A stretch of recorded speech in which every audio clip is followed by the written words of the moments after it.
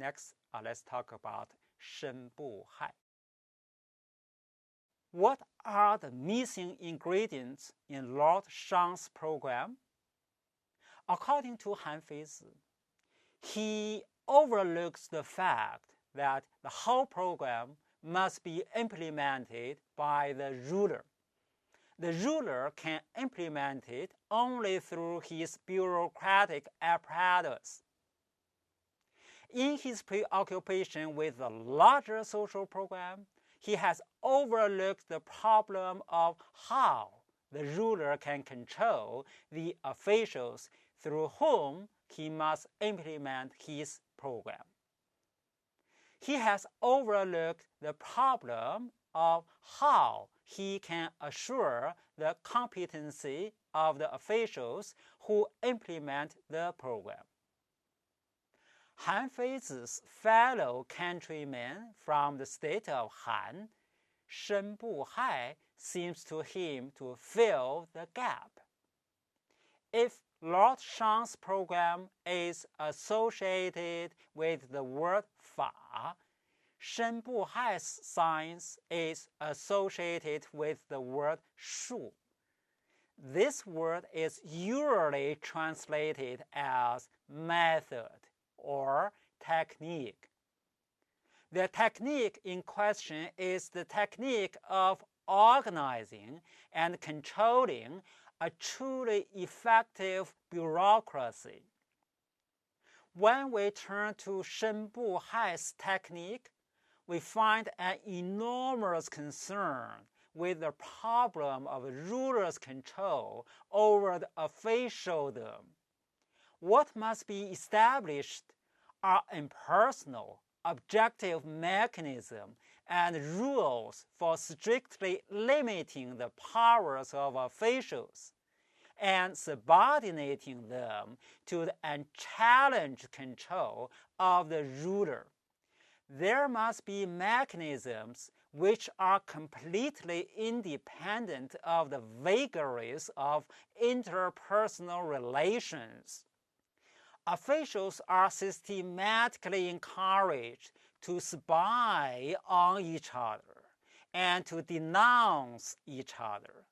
There are many devices for isolating officials from each other and preventing collusions against their ruler. In the end, one finds a congruence between some of the main mechanisms used to assure the ruler's absolute control of his officials and the mechanisms designed to make bureaucratic government effective.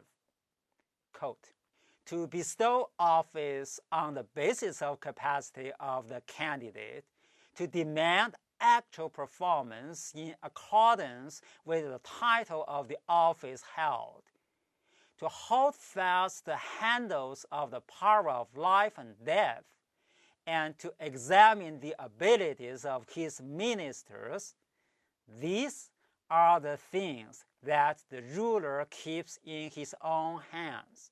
End quote. The first part of this statement, involving the relations of an office and the office holder, has often been discussed under the category of 行名. This term, like the term shu, has often been linked with Shen Buhai.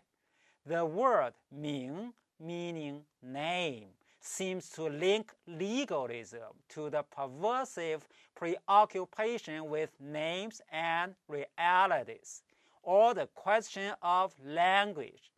Shen Buhai is anxious to find a language which will provide a true and accurate description of the political reality with which he is concerned. What the term seems to refer to in this context is a definitive and accurate description of the various functional parts of a well-run bureaucratic organization. The name or title of an office should convey an exhaustive and accurate job description of that office, that is, the functions to be performed and clear limits of its scope of action. The word 刑 reflects the confusion between the word 刑 meaning punishment and the word 刑 meaning form. But it seems to refer here to the meaning of form. In the Chinese context, a form may refer not only to the form of an object, but also to a form or configuration of behavior. So, 刑 means the actual performance of an official. When the actual performance of an official corresponds to the title or job description of the office, when the 刑 corresponds to the 名, effective government will obtain. There are objective ways of selecting officials on the basis of their capacity to perform the functions in question. There are objective methods of testing their performance. When an official's activities are strictly defined by the requirements of his job, when his promotions and demotions are objectively determined by his performance, his opportunities for threatening the power of his ruler are sharply diminished. He will effectively carry out his assigned tasks. There will be objective methods for recruiting candidates for office strictly on the basis of merit. There are accurate ways of testing their ongoing performance. The officials will have discretion in administering the details of policy, but the source of policy will be the ruler. He will now be relieved of the vast task of making personal decisions concerning the detailed operations of his bureaucratic apparatus. Here, we have a combination of both rational criteria of achievement and functional specificity. In a bureaucratic organization, the ruler has available to him a large repertoire of formidable incentives and sanctions which do not require the immediate recourse to cruel physical punishments.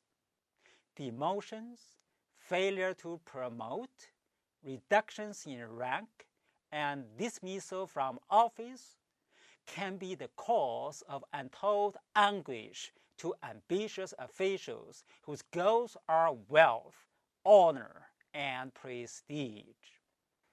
The immediate recourse to harsh penal law may not be immediately required. However, Shen Buhai was keenly concerned with the threats to the power of the ruler. Techniques of espionage, mutual denunciations, and various methods for trapping officials into acts which reveal suspicious motives are the devices that were compatible with Shen Buhai's own ongoing concern with power relations. Bureaucratic rationality by no means precluded the motives associated with rewards and punishments.